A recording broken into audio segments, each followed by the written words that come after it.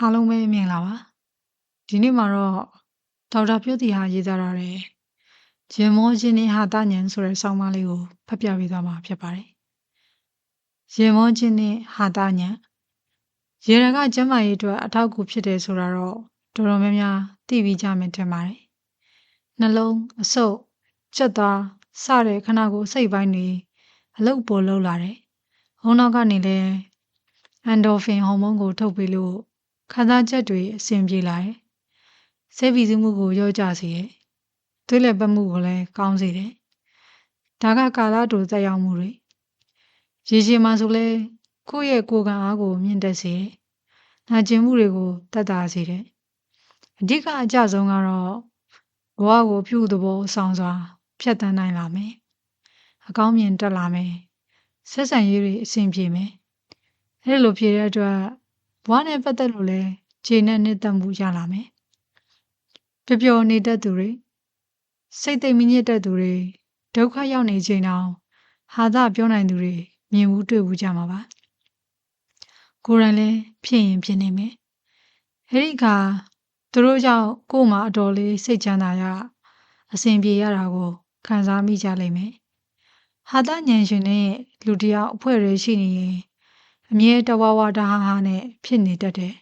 ။တနေရာသွားလို့သူပါတယ်ဆိုရင်ကိုပြောနေကြတာ။အစည်းအဝေးတွေသင်တန်းတွေမှာဆိုလဲတယောက်နဲ့တယောက်ကြားကအေးဆက်မှုတွေကိုသူတို့ကအရေးဖြောပြနိုင်ကြတယ်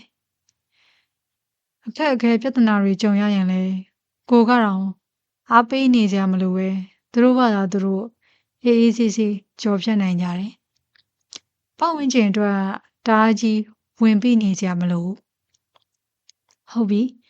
ဒါဖြင့်ဟာတဉာဏ်ရှိလာအောင်ဘယ်လိုလုပ်မလဲပြောင်းလဲလို့ရလားဖြိုးထောင်လို့ရသလားဒီနေရာမှာလဲ nature nurture ဗီဇလားပတ်ဝန်းကျင်လားဆိုတဲ့နှစ်ပိုင်းရှိတာပါပဲပင်ကိုဗီဇကိုကရေရေမုံမုံနေတတ်သူရှိမယ်ပတ်ဝန်းကျင်နဲ့လည်းဆိုင်မယ်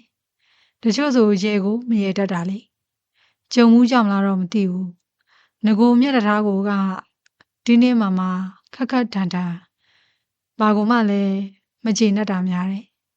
သူ့ဘဝသူလည်းအားမရဘူးရဲစရာတွေ့ရင်တော့သူ့စိတ်ကိုလွတ်မပေးဘူးတင်းခတ်နေတာမျိုးပေါ့ဘဝအခြေအနေနဲ့လည်းဆိုင်ကောင်းဆိုင်မယ်ဘာပဲဖြစ်ဖြစ်လုပ်လို့ရနိုင်တာတချို့ကတော့တစ်ကိုယ့်ကိုပျော်ရွှင်စေတဲ့အရာတွေကိုအာရုံစိုက်ပါနှစ်စိတ်ကိုလွတ်ပေးပါရဲစရာတွေ့ရင်ရဲလိုက်ပါ Facebook မှာဆိုဟာဟာပေးပြလိုက်ပါသုံးတယောက်ယောက်ကရဲစရာပြောနေရင်လဲကိုယ်လဲဝင်ပြောပါလေးကိုယ်မှမရှိတာတွေကိုတွေးနေမဲ့အစားရှိတာတွေကိုတွေးပါကိုယ်မလုပ်နိုင်တာတွေကိုတွေးနေမဲ့အစားလုပ်နိုင်တာတွေကိုတွေးပါငါလူမှုကွန်ရက်အင်တာနက်ပေါ်ကရဲစရာပေ့တွေလူတွေကို follow များများလုပ်တာပါဒါမှမဟုတ်လဲဟာသရုပ်ရှင်တွေကြည့်ပါဟာသစာအုပ်တွေဖတ်ပါတကယ်တော့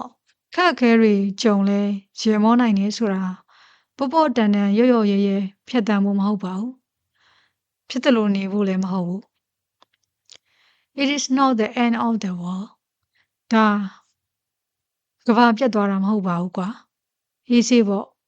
ဖြေရှင်းလို့ရနေတဲ့၍ဒါပြဿနာမဟုတ်ဘူးဒီလိုစိတ်ငြိမ်သဘောထားမျိုးထားနိုင်မှုဖြစ်ပါတယ်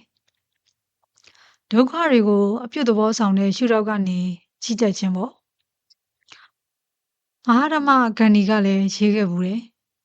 ကျုပ်မှာဟာသဉာဏ်သာမရှိဘူးဆိုရင်ကိုတက်တည်သွားတာကြာလာပြီတဲ့ဒါကြောင့်အခုလိုခက်ခဲကြက်တဲလာတဲ့ကာလကြီးမှာဘဝကိုရေရေမောမောနဲ့ရှင်သန်နေထိုင်ဖို့ဟာလည်းသိအရေးကြီးပါတယ်လေးနဲ့သိတဲ့နေရာမှာလေးနဲ့ပြီးပေါ့ပါတဲ့နေရာမှာပေါ့ပါအောင်ချိန်ဆနေထိုင်တတ်ခြင်းဒီဘဝမှာရှိထားတဲ့စွမ်းရည်တစ်ခုပဲဖြစ်ပါတယ်ဒေါက်တာဖြိုးတီဟာ22 ရက်8 လ 2023